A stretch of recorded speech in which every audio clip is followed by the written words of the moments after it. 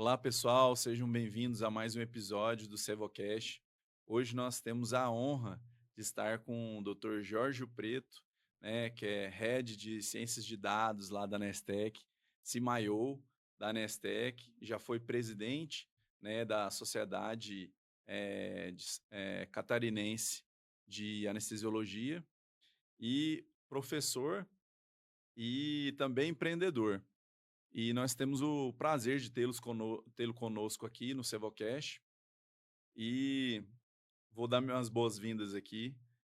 Boas-vindas, Dr. Jorge. Seja muito bem-vindo aqui ao nosso canal. É feito por anestesiologistas para anestesiologistas, né, empreendedores. E, eu conversei com o Dr. Jorge, eu já o conheço da época dos congressos, né? Também, quando ele foi professor lá do Portal da Anestesia, do Edu Piscine, e eu gostava demais assim, de assisti-lo, né? Era muito didático, é sempre muito bom assim, para explicar, para poder passar o seu conhecimento, né, para nós. E desde essa época eu já desejava o encontrá-lo, né, por conta de agenda, acabei nunca encontrando com ele pessoalmente nos congressos, né. E hoje, nós estamos aqui conversando aqui, nesse papo aqui informal aqui no Cebocast, para contar um pouco, né, como que foi sua trajetória, como que tá seus planos atuais, o que tem de plano futuro, e seja muito bem-vindo. A primeira pergunta que eu quero fazer, Jorge, é como que é a sua vida aí fora do centro cirúrgico? Bom, eu que agradeço o convite, é sempre uma honra participar desse tipo de iniciativa. A gente precisa muito, eu acredito realmente que a gente precisa ter conversas não anestésicas entre os anestesistas. A gente precisa falar mais de negócio, de mercado, da situação, como as coisas estão andando, senão a gente acaba sendo é, levado, conduzido pelo sistema, em vez de você estar ativamente é, interferindo, modificando e ajustando ele para nossa realidade, para o interesse da especialidade, para o nosso pro funcionamento como especialidade mesmo, porque a nossa especialidade é muito peculiar dentro do sistema como um todo, né? Bom, é, é estranho, a gente tem vários, como a gente fez, eu fiz muitas aulas lá no Portal Anestesia, né, cara? Eu estimo que eu tive entre 10 e 12 mil alunos que eu não sei quem são, né? Eu fui um Então, deles, viu? E você é um deles. Realmente, eu fiquei 6 anos como professor lá, gravando, nossa, centenas de E, aulas, né? e eu esqueci ainda Então, de mencionar, né, do seu podcast também. Você tem um podcast que é o Anestesia de Valor.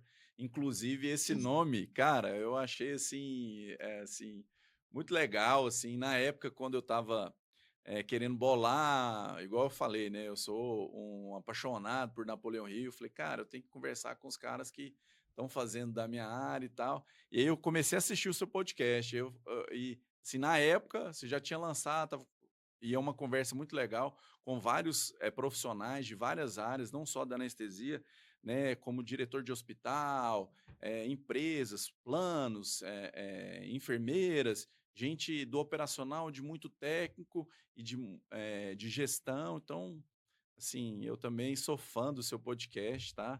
Eu esqueci de mencionar, me desculpa aí. eu estou começando a gravar a 8ª temporada já, né? Já é o 4º ano gravando podcast. Realmente é uma experiência bem interessante, cara. A gente tenta realmente mesclar, né, anestesistas com o pessoal que nem eu estava falando, do sistema todo, né? Então, desde de empreendedores, empresários, diretores de hospital, fornecedores de hospitais de plano de saúde, de operadoras, para realmente tentar dar essa visão, né? Já trouxemos gestores, já trouxemos pessoas que trabalham com fundo de investimento, trouxemos pessoal de marketing, para falar de que a gente não sabe fazer muito, normalmente, né? O médico não sabe fazer negócio, não sabe administrar, não sabe Exatamente. fazer marketing. Então, a gente sempre tenta trazer esse contexto fora do centro cirúrgico, porque eu realmente acredito muito nisso, cara, que o mundo ele é do tamanho do que você enxerga. Se você ficar o dia inteiro, todo dia, dentro da sala de cirurgia, você só vai enxergar a sala de cirurgia e corredor. Você não vai enxergar nada mais do que isso. E o mundo é muito mais do que isso. A gente precisa ampliar o horizonte dos nossos colegas, porque isso fortalece toda a especialidade, e a anestesia é uma especialidade essencial para a operação de qualquer sistema de saúde, de qualquer hospital. A gente está muito escondido, a gente é muito importante para estar tão escondido dentro de uma sala fria, num canto escuro lá. Exato. Então, a gente acredita muito nisso e tem trabalhado nesse conceito aí. E a rotina, né, é a maior matadora de sonhos, né? Eu acho que é trazer essa E visão uma coisa que eu falo, então, cara, uma coisa 360. que eu sempre falo, assim, a medicina em geral, mas especificamente falando da anestesia, a anestesia é o cemitério da criatividade, cara. Ninguém quer um anestesista criativo, entendeu? Você não quer que o cara fale, eu inventei uma coisa nova aqui para você. Não, cara, você quer alguém que siga o protocolo, que siga o padrão, que esteja dentro das boas práticas. Então, com o tempo, cara, a nossa especialidade ele é o cemitério da criatividade. Se você não colocar a sua criatividade em outras coisas, você, com o tempo, a hora que você começa realmente a dominar muito bem naquele cenário, começa a ficar um pouco chato, começa a ser entediante, Com como qualquer certeza. profissão, cara, a maioria das profissões, Exato. né? E isso está implícito, está no contexto da nossa profissão. Ninguém quer um cirurgião criativo. Então, não é só anestesia, né, cara? Exato, que é uma pessoa técnica, né? A pessoa que faz Pessoa aquele. técnica. E anestesia é muito assim, padrão, né? Aquele checklist, aquele protocolo Exato. para isso e aquilo, meio que no Fordismo aí. E aí, por exemplo, o seu podcast, eu acho que o meu também traz uma visão mais 360, né? Assim, o seu dá uma visão mais global, mais 360. O meu é mais focado em colegas, assim como você, que tem uma visão, uma visão fora da caixa, uma visão que a gente consegue ter outras competências do que só um anestesiologista. Porque, assim, eu vejo muitos colegas, né, que falam, que você faz? Eu sou anestesista. Assim, não existe o ser humano ali de trás, o cara é só a profissão.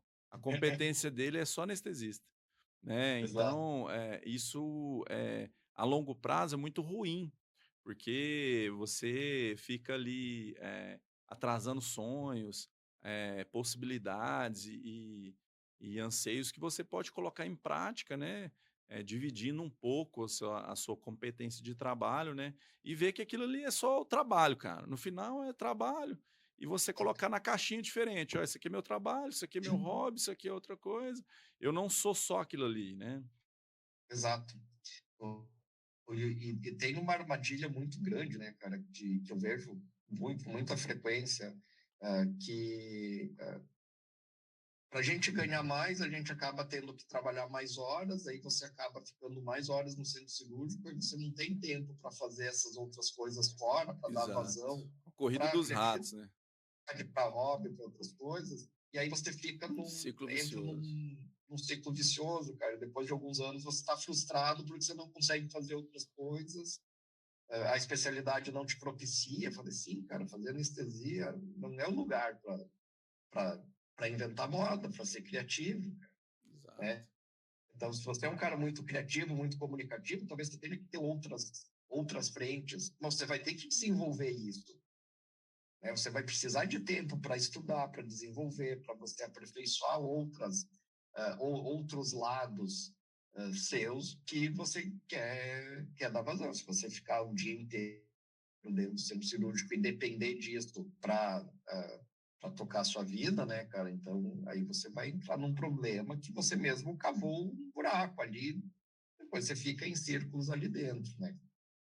E, e como que você começou a trabalhar com com dados? Como que surgiu esse interesse? Cara, na real, eu era programador antes de ser médico, cara. Ah, é? Não, porque assim, Eu- é muito engraçado. Eu conversei com o Diógenes, né? O Diógenes falou que fez epidêmio antes de fazer a anestesiologia. Então, você também fez programação antes de fazer medicina. na verdade, eu era adolescente, cara. Quando começou lá, 286, 386, eu sou velho já, né, cara? Assim, Uhum. então, eu peguei o início da programação no Brasil. E eu achei aquilo muito legal. E eu comecei a trabalhar nisso. Então, meu primeiro negócio foi com computação. Eu montava, eu desmontava, eu arrumava, eu dava aula de computação, de DOS, antes, né, de ter todo mundo usar Windows, né?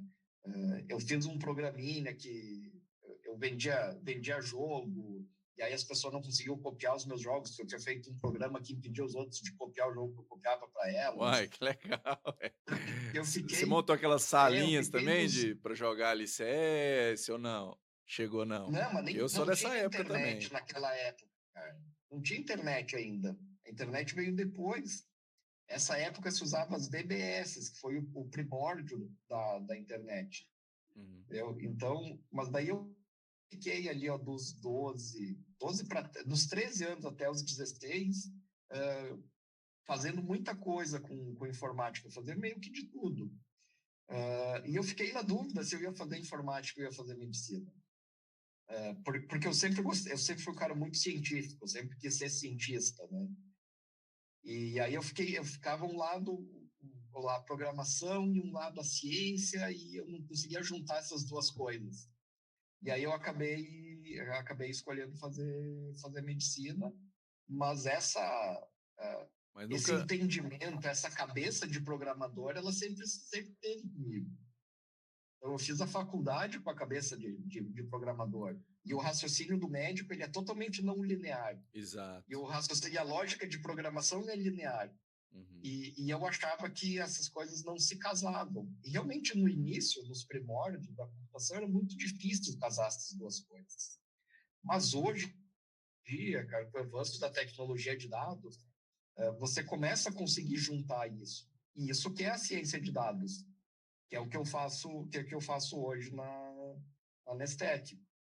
E eu sempre fui, cara, eu era aquele nerd de computador clássico, com muito orgulho, sabe? Até hoje, me considero o nerd de computador. Então, pra você ter uma ideia, cara, na minha faculdade eu fui monitor de medicina baseada em evidência.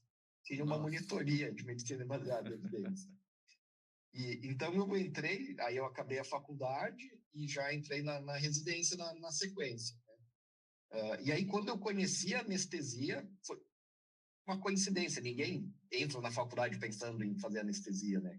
Exatamente. O meu também Mas foi exceção. eu fiz faculdade numa federal e nos primeiros 5 anos eu tive 3 greves de mais de 90 dias. Nossa. Então, numa dessas greves, eu estava ali no sexto semestre, eu fui visitar meus pais que estavam passando lá por Porto Alegre, né? Eu fiz faculdade na Federal de Pelotas. E aí tem um grande amigo da família que é anestesista em Porto Alegre. E aí a gente, por coincidência, foi visitar ele e ele falou: o que você está fazendo? Estou de greve, uns plantões, que eu fazer um estágio lá. E se você quiser conhecer centro cirúrgico, aí fica aí, vai comigo, né? Para ver como é que funcionam as coisas, né? Eu tinha interesse muito mais pela área cirúrgica, com certeza que eu não ia ser clínico, né? Então, e aí eu fui de mochila, assim, né? Mas como era amigo da família, o filho dele me emprestou uma roupa, coisa, eu fiquei na casa dele. Aí onde ele ia, eu ia atrás. E aí, cara, eu fiquei olhando aquilo, Lauro Andrade até se escutar isso, né, cara? Manda um abraço para ele. Um abraço, porque. E aí tudo que ele fazia muito sentido, cara. Assim, tudo tinha uma explicação, tudo tinha um porquê, e ele me explicava aquilo. E eu falei, cara, isso aqui é bem interessante. E aí ele dizia assim, cara, você tem que entender medicina aqui. Tá no sexto ano, você não sabe o que você vai fazer, você tem que aprender medicina. E aí eu fiquei lá de domingo a quinta, fui para Pelotas, voltei, eu fiz no fim de semana, eu tinha uns plantões lá para fazer, fiz uma mala, troquei meus plantões e voltei, fiquei quase um mês na casa dele. Aí onde ele ia, eu ia atrás. E ele é um cara que fazia dor oncológica. E aí eu vou te dizer, ó, cara, eu nunca aprendi tanta medicina como naqueles dias que eu fiquei acompanhando ele. E eu achei aquilo sensacional, porque pô, ele conseguia me explicar em detalhes, tecnicamente, toda a fisiologia, a farmacologia de tudo que ele estava fazendo. E era algo que eu nunca tinha tido um contato com algo assim tão realmente científico. E ali eu vi, cara, anestesia é um negócio muito científico. E depois que eu fui fazer a residência, eu vi que o Lauro era um baita de um anestesista. Uhum. Entendeu? E aí eu tinha a sorte de ter lá na minha faculdade o Dr. Gastão, né? O Gastão Duval Neto, que é, para mim, até hoje, a pessoa mais incrível, mais genial da anestesia que eu tive o prazer de conviver com ele, né, cara? E aí eu voltei para lá e comecei a acompanhar ele. Então, assim, cara, eu acompanhei duas pessoas sensacionais e aí nem pensei mais em outra coisa. Eu já tinha certeza que eu ia fazer anestesia. E o Gastão era muito amigo do Renatão, que era o chefe da residência de Joinville. E aí ele me falou, você precisa fazer prova em Joinville. Eu nunca tinha pensado em vir fazer prova em Joinville.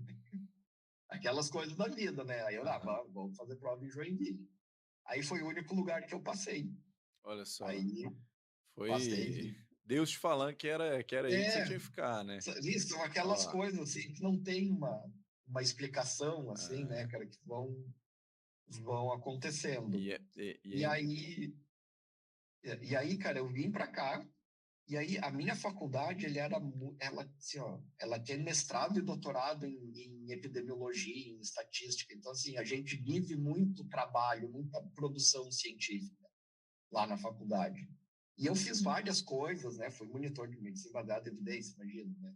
Então, isso para mim era uma coisa super normal, natural. eu fui monitor E de bioestatística, né? Tinha aquelas aí, formulazinhas, tal, então, ninguém queria fazer os trabalhinhos lá, e eu... Então, a gente ajudava não só na parte estatística, quanto também na parte Eu adorava, e o povo de odiava.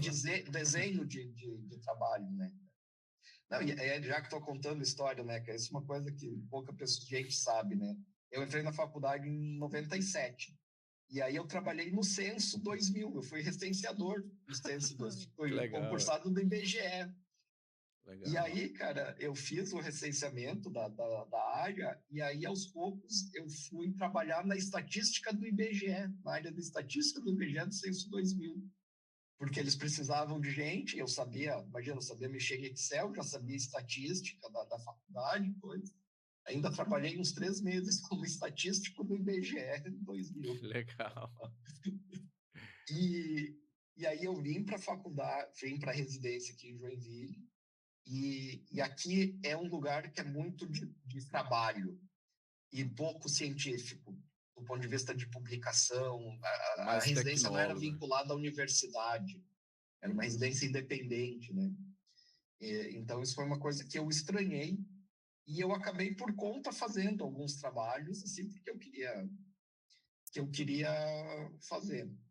E aí, como, sabe aquilo de você, pô, queria fazer, eu fiz um estudo duplo encoberto, placebo controlado, um clinical trial mesmo aqui, como meu TCC, né? Pô, bem nerd, né, cara? Todo mundo fazia um relato de caso, e eu fui lá inventar de fazer um clinical trial.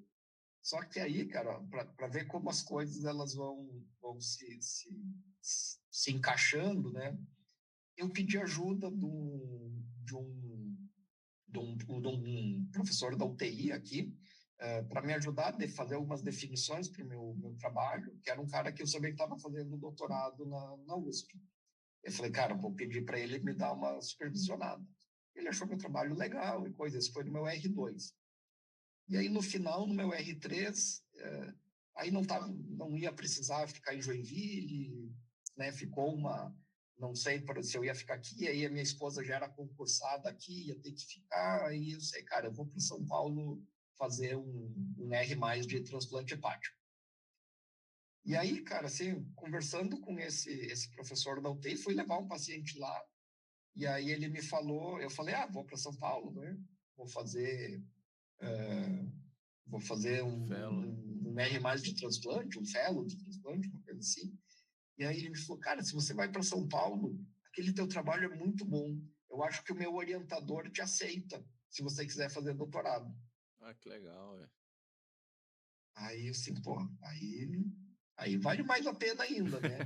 Aí, ó, Casadinha, né? Dobradinha. então, melhoramos lá o trabalho, usamos ele como piloto, e aí mandamos lá pro cara, liguei, falei com o cara, e aí ele aceitou. Então eu acabei o meu R3, eu já estava aceito para o doutorado direto na USP, São Paulo. Aquele Não, meu trabalho. e tem alguém que eu entrevistei que foi história mais ou menos semelhante. O Luiz Fernando Falcão. Foi mais ou menos Aham, assim. O Falcão. Aí ele fez, se eu não me engano, um doutorado, mas foi aquele sanduíche, né, que você começa, faz fora, volta, né? E foi história semelhante também.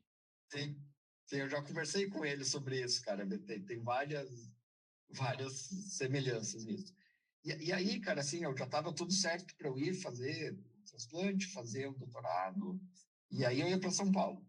E aí o pessoal daqui no finaleiro, assim, no dezembro, final de dezembro, eles me chamaram para ficar aqui, em Joinville, trabalhando numa equipe, onde eu tinha feito a residência. E aí eu negociei com eles que eu precisava ir, que eu não ia deixar de fazer o doutorado, né, mas que eu queria ficar. E aí a gente negociou, eles me liberavam para ir, eu só tinha que fazer os plantões, né? Os plantões eu tinha que me virar, mas da rotina eles me liberavam. Legal. E aí, e aí foi, cara. E aí quando eu acabei o doutorado, aí eu abri a minha empresa de informática em saúde, junto com os amigos aqui. Aí foi. Aí uma coisa casando com a É, outra, né? isso. Eu tava vendo aqui, né?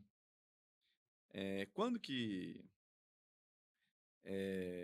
na verdade, essa história sobre a medicina é muito engraçada, né? Eu também entrei na faculdade querendo fazer endócrino, gostava demais, tinha um professor na época do ensino médio muito bom, né? E aí eu gostava muito de fisiologia, entrei, adorava fisiologia. E aí, quando passou ali na metade da faculdade, né, sexto período, a gente começa a parte técnica, né? E aí a parte técnica cirúrgica, eu adorei, falei, cara, vou ser cirurgião, não tem jeito, vou ser cirurgião. Aí, no internato, quase que do meio para o final, a gente passa aquela parte de clínica e de cirurgia, eu fiquei muito em dúvida. Tinha um professor de cardiologia fantástico, Dr. Giovanni, um grande abraço, que ele queria que eu fizesse cardiologia, assim, ele era muito bom em clínica médica, e eu fiquei na dúvida demais. E quando eu terminei, eu até prestei para residência para cirurgia, passei em alguns locais, mas eu fui acompanhar um serviço de cirurgia cardíaca, né, doutor Alfredo, da USP Ribeirão, e aí a minha esposa tinha acabado de começar a residência lá, na época de cardiologia, e eu estava no último período da faculdade ali, fui observar, e aí as discussões eram muito ricas, só que uma taxa de mortalidade muito grande, né? Nessa época desse serviço, né? Tinha só um residente, eu pensei em fazer cirurgia, talvez cirurgia cardíaca ou outro tipo de cirurgia, e aí, cara, eu via que, assim, o pós também, residência era muito difícil, né? Ir para algum lugar e tal. E eu sempre gostei de paciente mais grave, né? Trabalhava, depois que eu formei no metade do ano, trabalhei muito no pré-hospitalar, em UTI. Aí eu falei, cara, vou ter que fazer uma outra especialidade. Aí a minha esposa pegou e falou: não, por que você não presta anestesiologia? E aí, nesse estágio com o doutor Alfredo, eu ia antes e, em vez de entrar na cirurgia, eu ficava com os anestesistas. E aí eles começavam a me explicar como que era a SEC, toda a fisiologia. Aí eu me encantei, falei, cara, eu acho que essa especialidade aqui é mais legal, acho que vou dar mais certo aqui com essa especialidade. Acabei fazendo anestesia, né? E assim, não me arrependo de ter feito, eu tenho o maior orgulho da anestesiologia, né? Cada vez mais presente dentro e fora do hospital, né? A gente se faz necessário, né? E assim, e como que surgiu, a ideia da empresa? Você falou assim: "Cara, vou montar uma empresa". Quando que surgiu esse desejo na sua cabeça, assim: "Vou montar uma empresa"? Cara, eu sempre. Essa é uma história bem interessante. Eu Eu quero ter um sempre pensei em probleminha, trabalhar. vou abrir um CNPJ, quero ter um probleminha, vou abrir um É, CNPJ. eu tô acabando o doutorado, eu tenho que É, arrumar outro tem problema que para a arrumar outro cabeça agora. probleminha. Foi mais ou menos por aí, cara. Mas, assim, ó, eu sempre gostei, eu sempre fui fazendo coisas de informática, assim, né? Sempre me virei muito bem, fazia bastante coisas, mas sempre, para mim, coisas para o meu dia a dia, para facilitar a minha vida, assim, nada comercial. Mas todo nerd de computador tem os seus amigos nerd de computador, né, cara? Eu tenho um grande amigo meu aqui, que ele é especialista em dados, é um baita de um especialista em banco de dados. Pai, eu achava que ele fazia muito legal, cara. Eu acompanhava, a gente viajou junto, né? Eu sou padrinho de casamento dele. E, e eu olhava aquilo, cara, e eu dizia assim, a gente tem que fazer alguma coisa com dados em saúde, cara, porque você não tem ideia do quão ruins são os nossos sistemas e as nossas bases de dados. Ele trabalhando com altíssima tecnologia de bases de dados e a gente trabalhando com as porcarias de um sistema dentro do hospital com um dado extremamente relevante. E é aquela coisa de É, é, empreendedor, né, aquele inconformismo, eu né, dizia, com a cara, não é rotina. possível que nós estamos jogando esses dados tudo fora, todo esse conhecimento, toda essa base de dados, não está sendo feito nada com isso. Cara, não é possível, a gente tem que fazer alguma coisa, a gente tem que fazer alguma coisa, e assim, cara, você já é anestesista, já tem todo titulado, TSA, e residência, e coordenador da residência, e doutorado, que você quer se meter com empresa, né, cara? E ele tinha coisa dele. Mas vai ser anestesista, você investiu tanto nisso, cara, vai, fica aí. E aí a gente acabou que um cirurgião aqui, que eu conversava muito com ele sobre isso, tinha uma visão boa, e aí ele disse, cara, eu precisava fazer um sistema, será que você não me arruma um programador para fazer? E aí a gente acabou fazendo para ele, assim, aí juntamos esse meu amigo de dados, que ele tinha muito acesso a tecnologias da Microsoft, um programador, e eu para tentar fazer essa tradução entre o que o cirurgião queria, né? Mas no fim era um sistema de medicina preventiva, assim, como se fosse para a clínica dele. Cara, até hoje eu acho que a gente fez um sistema muito legal. E era tipo um Tá? soft house, a sua empresa? Cara, não foi, nem era empresa. A gente não tinha aberto empresa, a gente só assim, Fez o sistema fez um para ele. contrato de uma prestação de serviço, né? Um Uhum. programador, eu e esse outro amigo. Mas a gente fez um sistema de questionários estruturados. Né? Então, em vez de você fazer toda uma anamnese gigantesca de medicina preventiva, a gente encadeou questionários com uma lógica e no final ele já meio que fazia uma pré-triagem das coisas que você tinha que fazer e o que você não tinha que fazer. Né? E aí a gente entregava isso. Cara, até hoje eu acho que o sistema, o produto em si era bem bom. O negócio não foi. O negócio era ruim. E aí o negócio não andou, e acabou que não andou. Só que a gente tinha aquele know-how dos questionários. E aí eu falei para esse amigo, cara, Foi erro de vamos fazer um produto, né? negócio para anestesia. Vamos pegar esse know-how e vamos fazer para o pré-anestésico, que é onde a gente precisa fazer triagem, precisa identificar as informações. A gente só muda a casca aqui, né? Mas o sistema em si a gente pode fazer. E aí a gente vai vender software de pré-anestésico. Aí ele, não, imagina, cara, você tá viajando, não sei o quê. Aí passou um tempo, passou uns dias, assim, sei lá, ele me ligou, tá em casa. Pô, então eu vou aí. Ele veio e me trouxe um livro chamado Como Escrever um Plano de Negócio. E disse, mandei para o teu e-mail um template de plano de negócio, tá aqui o livro. Se você escrever um plano de negócio, eu converso com você de novo sobre isso. Que Até legal, lá, ué. eu não toco mais nesse assunto. Cara, e aquilo, a hora que eu abri o índice do livro de como escrever um plano de negócio, 60% das coisas eu não fazia a menor ideia. Menor ideia. que eram as questões de gerência, de gestão, de produto, precificação, marketing comercial, tração, indicadores, imposto, toda a parte. Né, fazer um produto é fácil, porque a gente sabe o que a gente quer fazer. Eu sabia o que eu queria, como um sistema de pré-anestésico. Mas a gestão do Mas processo, uma né, esse cara? produto num negócio economicamente viável, aí é outra coisa, cara. E isso aqui eu não fazia a menor ideia. Vou te dizer, cara, acho que eu demorei uns 8 meses para conseguir escrever o plano de negócio.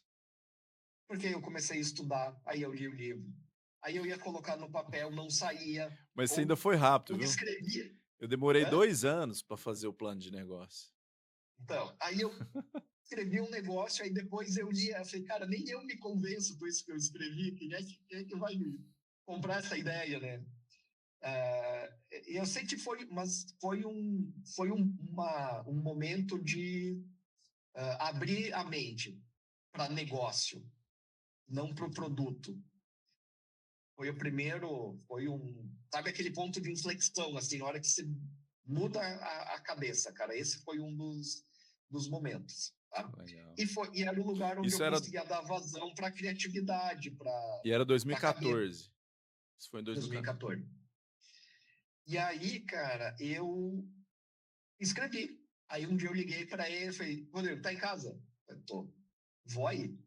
Fui lá, devolvi o livro e disse, ó, tá Obrigado. escrito, Tá escrito. né? Agora a gente pode voltar a conversar. E durante esse período a gente não falou sobre o assunto. Nesses meses a gente não falou, a gente se encontrou, fazia churrasco junto, ou saía junto, mas não falava sobre isso. E aí ele foi lá, foi dando uma lida, ele falou, cara, isso aqui é maior abobrinha, cara, isso aqui que você escreveu não faz o menor sentido. Ele falou, não, mas não sei o quê. Eu falei, cara, na Um vida balde de água real, fria, não. né? Ele já tinha lá 10 anos de empresa, né, cara? Ele falou, cara, ó, isso aqui tá legal, isso aqui tá bom, isso aqui, não, isso aqui não rola, né? E aí a gente foi refinando junto aquele plano. Mas ainda assim, só tipo passatempo nerd né, de ficar discutindo, falando. E aí, cara, abriu no final do ano chama Sinapse da Inovação, da Fundação de Amparo à Pesquisa de Santa Catarina, que é para você inscrever ideias inovadoras. E o que era para fazer? Inscrever um plano de negócio. Que E aí legal. ele que fez isso. Ele falou, cara, eu só peguei, copiei e colei. Copiando e colando aquilo que a gente tinha feito nesse edital. E agora a sorte está lançada, né? Vamos esperar para ver. Cara, de 1.268 inscritos, nós ficamos entre os 50, os 50 escolhidos. E o Legal. Diógenes com a Nestec também, entre os 50. Foi ali que a gente se conectou, assim, como dois empresários mesmo. Porque antes a gente se conhecia, conversava, tinha a mesma visão, mas ali o Diógenes me ligou e falou, cara, você viu que nós dois saímos aprovados no mesmo edital, você com sistema de pré e eu com sistema de trans, e eu não tinha visto, porque eu sabia que o meu amigo me falou que a gente tinha sido aprovado, eu não tinha visto a lista toda. Uhum.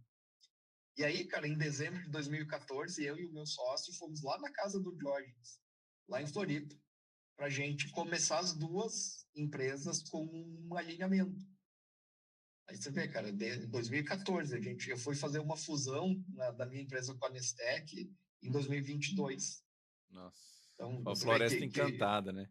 Tem as coisas cara, acontecer de fato. o tempo, as coisas nunca são rápidas do jeito que a gente gostaria, É. entendeu? E o que Então, você mudaria, assim, depois que começou no negócio, o que você mudaria, assim, no começo? Qual decisão que cara, você falou assim, o cara, que eu que, tem, me deu o que muito que foi, trabalho, se eu tivesse o que escolhido que outro foi a caminho. minha maior,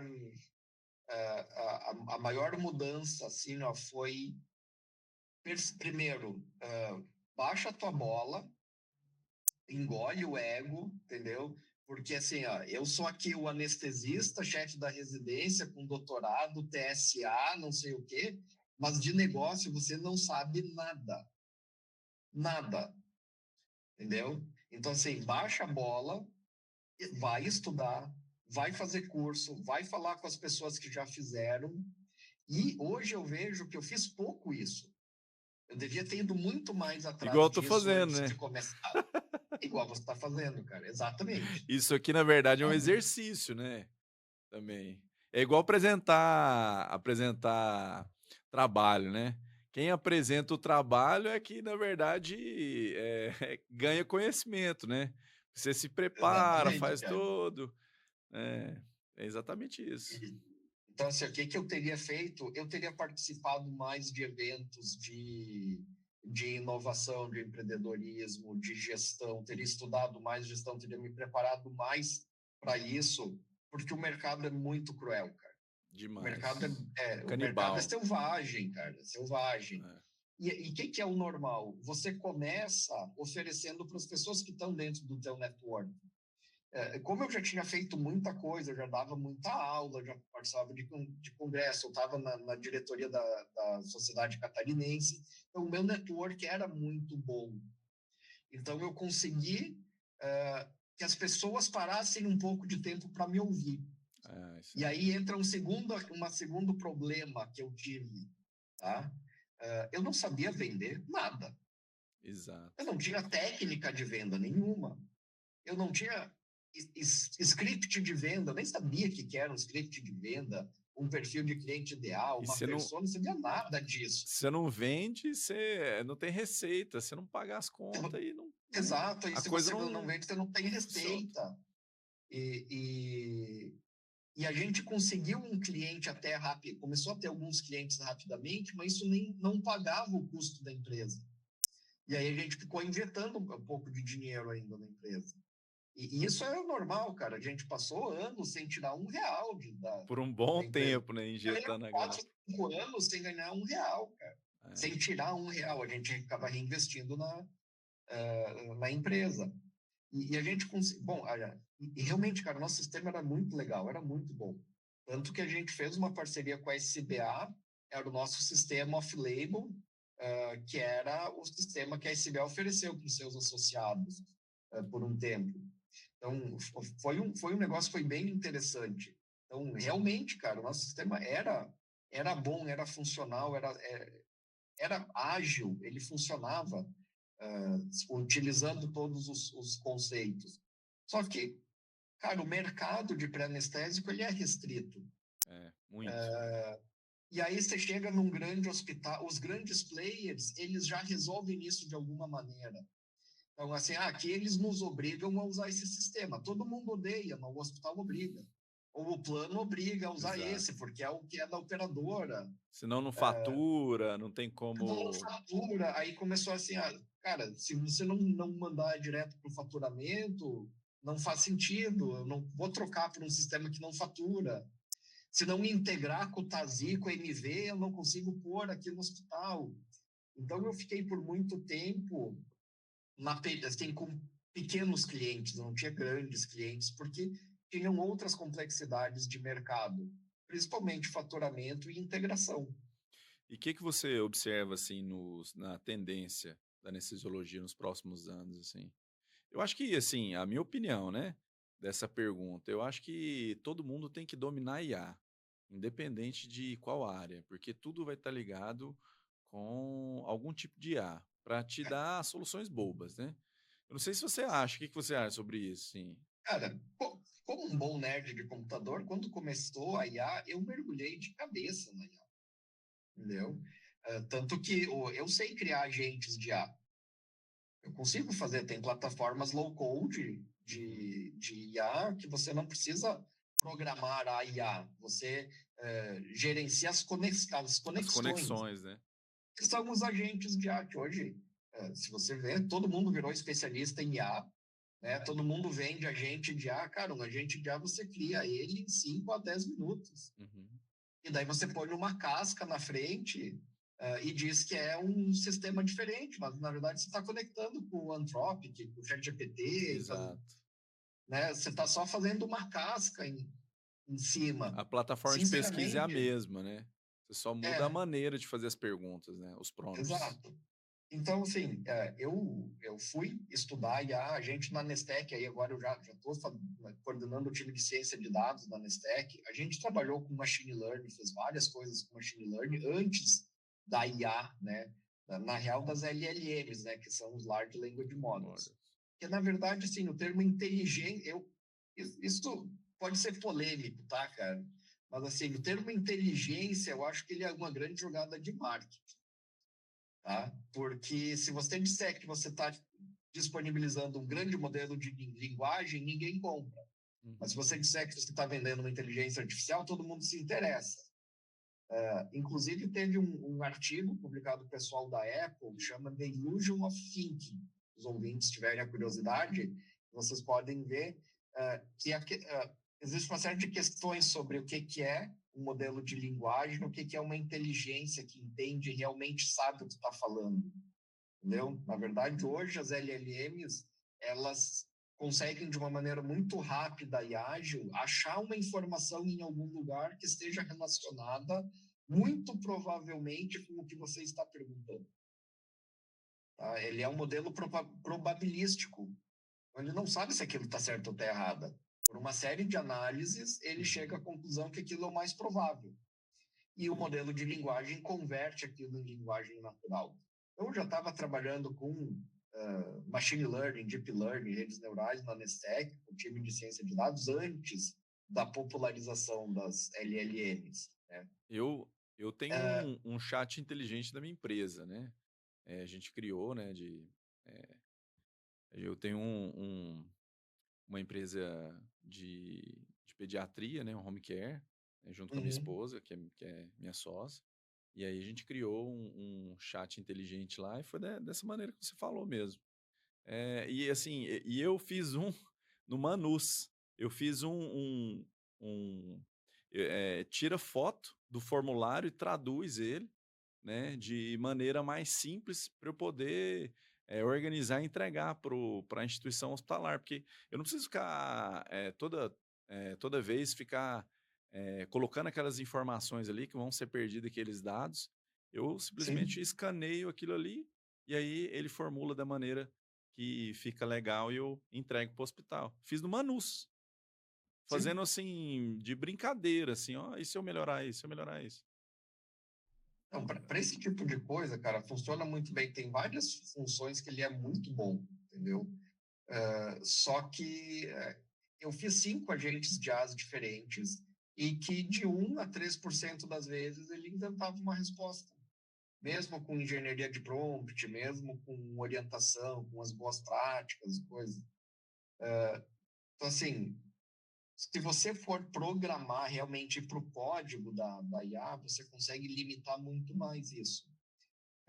Mas ainda o que a gente tem de uso fácil e prático não te dá esse tipo de abertura, né, cara? E se você for olhar assim, cara, eu não tenho dúvida que a IA é uma nova tecnologia que vai fazer parte da vida de todo mundo. Se não faz na parte da vida dos nossos ouvintes aqui, você já deveria estar fazendo algumas coisas com IA. Já fiz dezenas e dezenas de coisas. Com IA, algumas funcionam muito bem, outras não funcionam muito bem. Dá umas É, respostas muito esdrúxulas, né? mas a mesma coisa, assim, cara, Mas, quando começou a internet, todo mundo passou a usar a internet, ter o seu site? Não. Demorou um tempo. Depois veio os smartphones. Todo mundo saiu comprando smartphone? Não. Depois começaram os aplicativos. Todo mundo desenvolveu aplicativo? Não. Então, assim, as coisas, elas são graduais. elas são graduais. E você incluir a tecnologia na vida real, dentro da rotina das empresas, dos negócios, é outra coisa, entendeu? É difícil. É outra situação. É só você ver os nossos prontuários eletrônicos até hoje, cara. Assim, ó, faz 20 anos que a gente desenvolveu tecnologia que elas não estão ainda no nosso dia a dia dentro do hospital, É. sabe? Então, é, o cara que desenvolveu a primeira IA, que foi melhor que o radiologista no diagnóstico do teste que eles fizeram, ele falou que a gente devia parar de formar radiologista. Você lembra quando foi isso? Você sabe que ano foi isso? Eu não me recordo, assim, certinho, mas eu acho que foi Cara, foi 2016. 2016. É, 2016, é. 2016, faz quase 2016. 10 anos. É, Entendeu? 9 anos. Tem algum radiologista que está desempregado? Não. Não, Foi substituído pela IA, voltei a ser clínico do PS. Não, não. cara. Então, você colocar as tecnologias realmente no dia a dia, na operação, no funcionamento de uma maneira natural, é muito mais difícil, muito mais demorado do que desenvolver a tecnologia em si. A tecnologia é só o produto.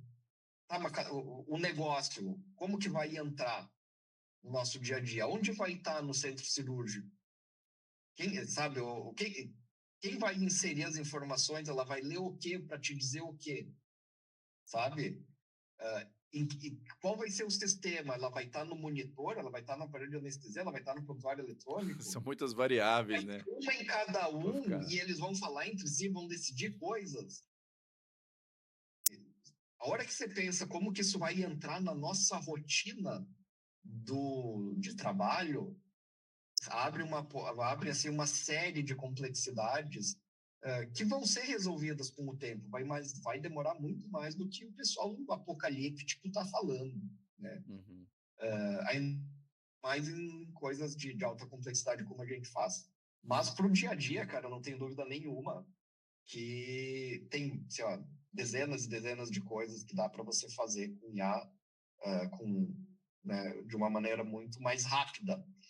E eu realmente eu acho que ele é uma ferramenta que ele potencializa as tuas habilidades. Tá? Então, assim, ó, depois da IA, eu virei o ninja do Excel. Eu já era muito bom de Excel, entendeu? Mas hoje, cara, eu faço coisas que eu nunca imaginei que eu ia conseguir fazer de uma maneira muito rápida. Otimizou demais os trabalhos, né? Utiliza demais. E assim, qual conselho você daria para os colegas anestesistas que estão nos escutando aqui, têm vontade de empreender, tem um negócio, tem uma vontade assim de criar Cara, algo? que eu diria assim? Ó? Tem um conceito muito legal, que foi um dos livros que assim me marcou na minha vida, que eu li ele bem depois que eu acabei a residência, que é o livro do Bernardino, que é Transformando o Suor em Ouro. Não sei se você Eu se já leu. li, muito bom. Que ele fala sobre que o sucesso ele precisa de uma série de coisas. Habilidades técnicas, não técnicas, estudo, timing, dedicação, tem muita coisa envolvida. Só que isso, você tem que colocar isso numa roda e de tempos em tempos, cada um desses pontos ele tem que entrar em contato, sabe? Porque senão isso fica só no campo do sonho, fica só no imaginário e não executa, cara. A chave de tudo é a execução. Com certeza. Não, e eu lembro um trecho desse livro que ele fala sobre disciplina. Ele fala que eles foram para uma competição, aí não podia treinar na quadra, eles treinaram no No estacionamento. estacionamento. Vou treinar isso. Não, porque isso aqui é disciplina, cara. Disciplina que vai manter a gente aqui, tem a parte do voo e tal. Se a gente não adequar nosso corpo aqui, nossa mente não vai também. Então, você quer, primeiro assim, você quer fazer algo diferente? Primeira coisa que você tem que fazer, cara, você tem que estar em contato com isso. O ambiente, ele vence, cara. Normalmente, o ambiente vence. Se você está qual é o ambiente que você está? Você está todos os dias, o dia inteiro dentro do ambiente do centro cirúrgico, você não vai conseguir fazer nada de diferente disso. Você tem que estar no outro ambiente. Em qual mesa que você vai sentar? Você tem que estar em contato com o que você acha que você quer. Inclusive para você chegar à conclusão que, cara, talvez não seja isso que eu queira fazer mesmo, sabe? E qual que é a grande armadilha, cara? Eu dou muita aula sobre inovação, sobre empreendedorismo. Tem dois grandes abismos. É você transformar uma ideia num produto, tá? Mas isso, normalmente, a gente sabe o que a gente quer fazer. É menos difícil. transformar um produto num negócio é um abismo gigantesco. Por quê? Porque a gente não tem esse conhecimento. As pessoas estudam muito tempo para ser administrador, para ser gestor, para ser empreendedor. E hoje, cara, e assim, ó, a faculdade de administração, não estou falando, vai fazer uma faculdade de administração, isso para você administrar uma empresa que está pronta. Tá? MBA é para formar executivo de empresa que está pronta. Empreender é você ter que fazer gestão, financeiro, contabilidade, jurídico, comercial, marketing, vendas. Você como empreendedor, você vai ter que fazer isso tudo. E 1000 outras Não coisas é pouco. mais, que não tá no escopo, né. Então, assim, ó, cara, vai nos eventos que ensinam isso, conversa com as pessoas que fizeram isso, porque são muitos conhecimentos que a gente não tem. E se você se meter a fazer coisas sem ter pensado nisso tudo para fazer um produto, você vai ter um produto na mão que até funciona, até resolve, mas que ele não se sustenta, que ele não para em pé, que você precisa ficar colocando dinheiro. Aí você entra num ciclo que você tem que trabalhar para ganhar dinheiro para enterrar no teu produto, na tua empresa, que você achou que ia dar dinheiro, mas por falta de todos esses itens que eu falei antes, ela não se sustenta. E depois de um tempo você está frustrado daí de novo com a empresa, que se perdeu dinheiro, perdeu tempo e não deu em nada. Mas esse é a receita do fracasso, né, cara? Tentar fazer esse tipo de coisa. E achar que você, das 19 às 22, teu horário que você saiu do hospital, você vai fazer e entender de todas essas coisas e aprender essas coisas. Com certeza, isso não, sim, mas muito provavelmente não vai dar certo. É. Não, foi muito bom ter você aqui, foi uma honra, né, compartilhar sua história de vida, né, tudo que você realizou, né, até, chegar a CMO da Anestec, e ser uma fonte de inspiração para muitos colegas aí, que estão com essa vontade de empreender e saber que também anestesista também é empreendedor, né, que a gente também, se dá ao luxo, né, de ser um player do mercado e de se arriscar, né, ter essa coragem para isso, é muito admirável e que, assim, a gente leva muita porrada, né, diuturnamente, mas se o plano de negócio for bom, se tem um propósito para aquilo, se aquilo ali vai agregar valor, não só aos colegas, né, mas a todo um sistema, né, que é muito difícil, né, que é um sistema que, ele por muitos anos ficou muito engessado, e as coisas têm mudado, né, mudado os hábitos, né, de maneira geral, a visualização das pessoas com assistência à saúde, né, a jornada do paciente como um todo, né. Então, e saber que a gente é um elo-chave ali para o sucesso não só do cirurgião, mas também do hospital, do paciente, e de toda a estrutura, né, porque o coração do hospital que gera receita é o centro cirúrgico, e a gente é peça motriz ali, né, nesse principal, motor aí em funcionamento aí que são os hospitais.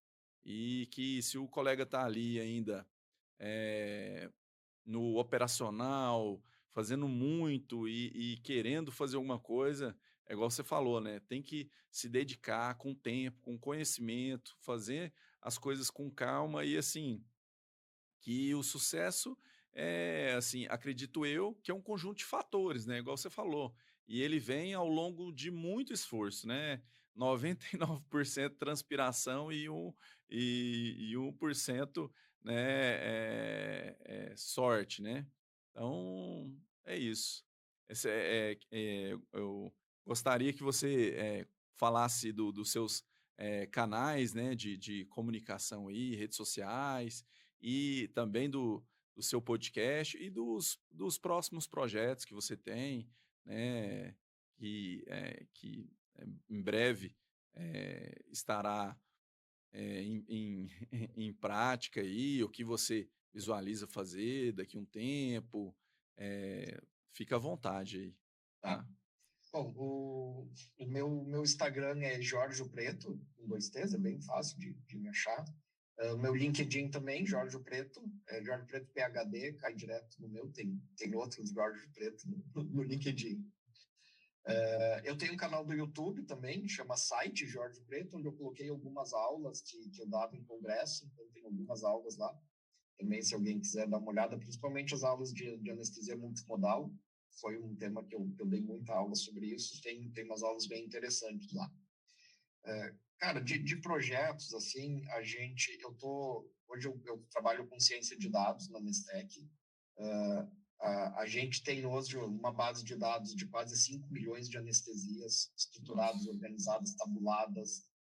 E o meu trabalho nesses últimos anos foi organizar isso tudo para a gente ter hoje a maior base de dados analisável da anestesia brasileira. E agora a gente está extraindo os conteúdos, né? Extraindo a informação dali para transformar isso em inteligência de mercado, inteligência de negócio, em informação relevante para os vários players que a gente atende, né? É o setor de qualidade, é a governança assistencial, é a gestão operacional, é a gestão financeira, é o gestor do hospital, da operadora. Então, a gente está começando agora a pegar os pequenos pedaços e entregar para as pessoas certas, né? A gente escutou muito, né, que o dado é o novo petróleo, né? Mas o petróleo, cara, é uma matéria-prima.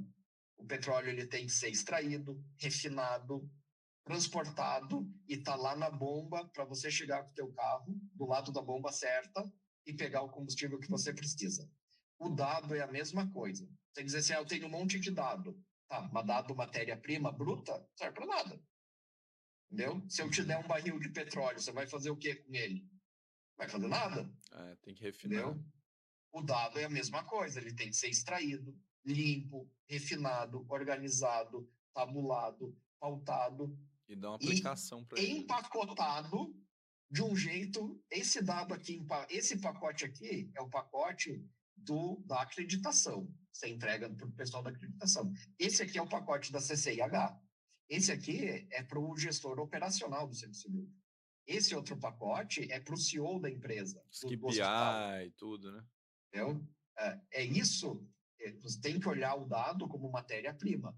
Se não tiver equipe, tecnologia, investimento para transformar matéria-prima em informação relevante, não tem valor nisso, entendeu? O valor disso é muito baixo. Então, o que a gente tem feito na Nestec nos últimos anos, que é o que eu tenho me dedicado, isso é um trabalho de ciência de dados, assim, bem complexo, cara, bem profundo mesmo, para fazer essa transformação, né?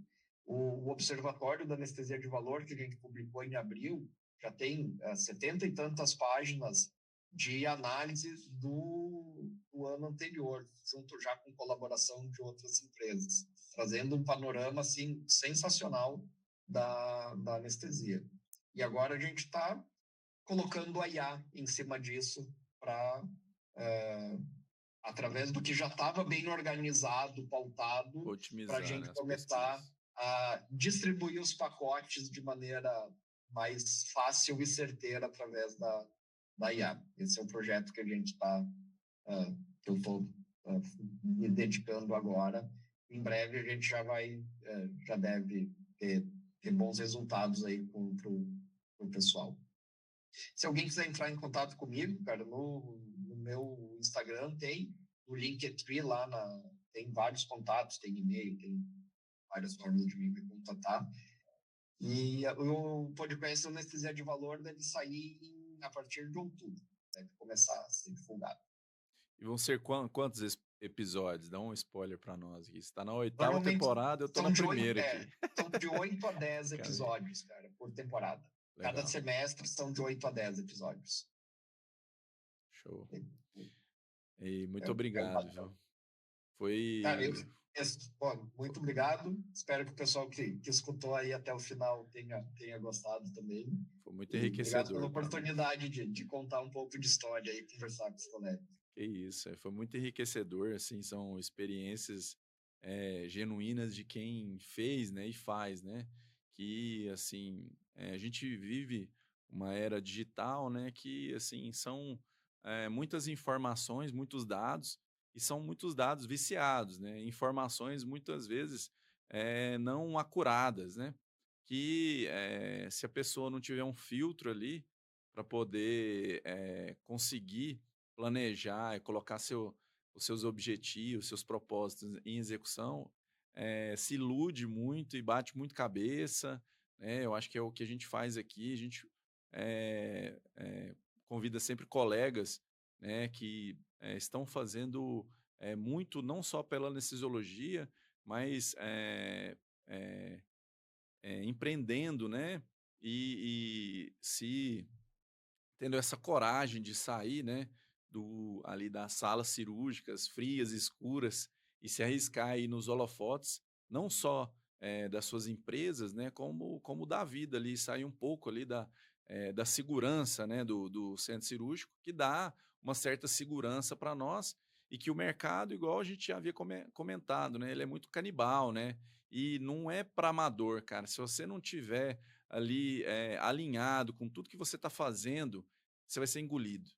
Não tem como sustentar por muito tempo, e você vai se frustrar demais, porque tem uma gama de ideias. Eu estive em Florianópolis há 2 semanas, né, lá na Startup Summit, são várias empresas, e assim, é uma alegria e uma tristeza, porque você vê lá 20.000 cases, né? Desses 20.000 cases, talvez ano que vem não tem esses 20.000 mais, porque foram ideias que foram feitas, né, na impulsividade, não fez plano de negócio, foi feito muito na vontade. O brasileiro ele é muito empreendedor, né? Ele busca muito soluções para vários problemas, né? Muito batalhador. Só que tem certas soluções e certas maneiras que é muito difícil se encaixar e alguém comprar aquela ideia, comprar aquele produto e falar: "Ah, realmente, isso aqui vai mudar a minha vida, vai agregar valor, vai mudar o jeito que a gente faz", ou se arriscar com um produto novo, né? São várias barreiras de entrada, são vários etapas que têm que ser vencidas, não só dentro de uma empresa, como quando você tem uma ideia e precisa renderizar aquilo ali para que aquilo tenha a imagem mais clara possível do que você tem de visão, né, missão e valores que você quer construir. E é bem difícil isso, né?